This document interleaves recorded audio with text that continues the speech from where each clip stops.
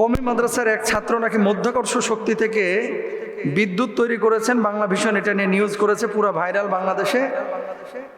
আর উনি বারবার একটা কথা বলেছেন যে কোরআন থেকে উনি তথ্য নিয়ে এই বিদ্যুৎ উৎপাদন করছেন মধ্যাকর্ষ শক্তি ব্যবহার করে, বা যাই হোক বৈজ্ঞানিক কোনো রুলস বা কোনো নিয়ম নীতি ফলো করে। আচ্ছা, তারপরে লাস্টে লিখেছেন যে কোরআনে আসলে ডিরেক্ট এই বিদ্যুৎ উৎপাদন নিয়ে এরকম কোনো কথা আছে কিনা। দেখেন, ঢালাওভাবে সব কিছুতে কোরআনকে এভাবে জড়িয়ে দেওয়া, প্রমাণ না করে বা স্পেসিফিক ব্যাখ্যা না করে, এটাতে আমরা কিন্তু একটু বিরূপ মন্তব্য বা প্রতিক্রিয়া মতামত দিই।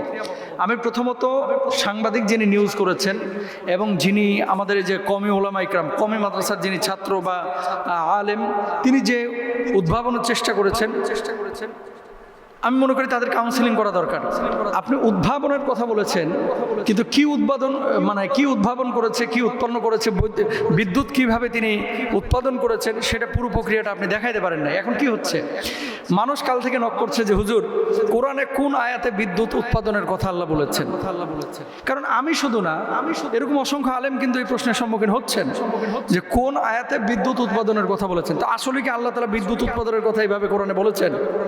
আল্লাহ তাআলা কিন্তু এইভাবে বিদ্যুৎ উৎপাদনের কথা বলেন নাই। তবে হ্যাঁ, বিদ্যুতের কথা আল্লাহ তাআলা বলেছেন।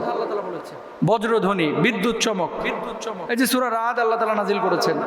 সূরা বাকারার মধ্যে আল্লাহ সুবহানাহু ওয়া তাআলা বলছেন ইয়াকাদুল বারকু ইয়াখতাফু আবসারহুম, এরকম অসংখ্য আয়াত আছে।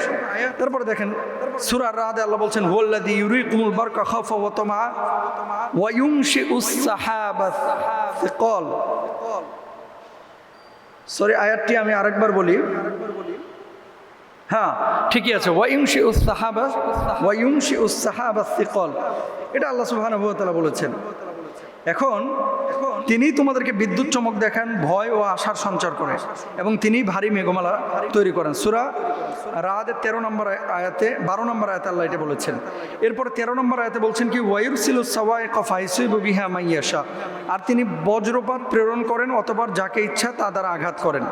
এরপরে সূরা আন-নূরের 43 নম্বর আয়াতে বলছেন আলাম তারা আন্নাল্লাহা ইউযি সাহাবান সুম্মা ইউআল্লিফু বাইনাহু, দীর্ঘ আয়াত। তুমি কি দেখো না যে আল্লাহ মেঘমালাকে সঞ্চালিত করেন, তারপর সেগুলোকে একত্রিত করেন, পরে সেগুলোকে স্তূপীকৃত করেন। এখন কথা হচ্ছে বিদ্যুৎ কিভাবে তৈরি হয়। বিদ্যুৎ তৈরি হয় যে প্রক্রিয়ায় আপনারা যারা সায়েন্সের স্টুডেন্ট আপনারা পড়েছেন, আমি নিজেও সায়েন্সের স্টুডেন্ট ছিলাম যখন মাদ্রাসায় পড়তাম, দাখিল আলেম দিয়েছিলাম। তো সেখানেও তো আমরা পদার্থবিজ্ঞানের মধ্যে এগুলো পড়েছিলাম যে কোনো একটা শক্তি প্রথমত, তারপরে টারবাইন ঘোরায়, এরপরে জেনারেটর ঘুরে, সেখান থেকে বিদ্যুৎ উৎপাদন হয়। এখন শুধু উনি যদি বলে যে মধ্যাকর্ষ শক্তি ব্যবহার করে বিদ্যুৎ উৎপাদন করা হয়, তাহলে হরমুজ প্রণালী নিয়ে এই টানাটানি কেন হবে? ইউরোপিয়ানরা, আমেরিকানরা, পশ্চিমা বিশ্বের এরা কি মধ্যাকর্ষ শক্তি ব্যবহার করতে পারে না? এদের কি অভাব আছে? তো তারা কেন তেলের জন্য ইরাকে হামলা করে, কেন তেলের জন্য ইরানে হামলা করে? এগুলো কমন সেন্সের বিষয়। আসলে মধ্যাকর্ষ শক্তি এক কথায় এভাবে বলে দিলে মানুষ বিভ্রান্ত হয়। এজন্য বলবো যে অল্প বিদ্যা ভয়ঙ্করী। আমাদের কিছু ভাই এবং বোনেরা আছে যে কোরআন থেকে বিদ্যুৎ উৎপাদন তিনি করেছেন, আরে বাবারে বাবা, আবেগে একেবারে আপ্লুত হয়ে গেছেন। অবশ্যই কোরআনুল কারীম আল্লাহ সুবহানাহু ওয়া তাআলা সব দিক নির্দেশনা দিয়েছেন, কিন্তু সেটা অথেন্টিক সোর্সে আপনাকে বুঝাইতে হবে, না হলে মানুষ ভুল মেসেজ পাবে। পদার্থবিজ্ঞানের যারা ছোটোখাটো ছাত্র তারাও এই কন্টেন্ট দেখে হাসতেছে, তারাও কিন্তু উল্টাপাল্টা কমেন্ট করতেছে। তার মানে কি পাবলিকের কাছে একটা ভুল মেসেজ যাচ্ছে।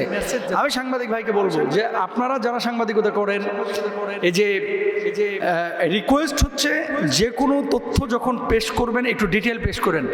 ও একটা যন্ত্র, ওই টেনিস বল পেঁচানোর মতো একটা বস্তু নিয়ে বসে আছে, যন্ত্র নিয়ে বসে আছে, আপনি দেখাইলেন যে কোরআনের থিওরি ব্যবহার করে তিনি বিদ্যুৎ উৎপাদন করেছেন।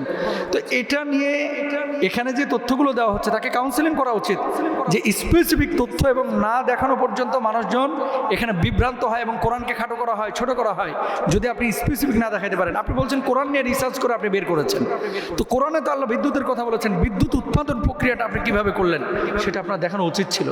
এর জন্য আমি বলবো সব কিছু ইসলামের সাথে, সব কিছু কোরআনের সাথে, সব কিছু শরীয়তের সাথে মিলানোর আগে একটু যাচাই বাছাই করতে হবে, একটু প্রেজেন্টেশনটা সুন্দর হতে হবে, নাহলে অমুসলিমরা ইসলামকে খাটো করবে।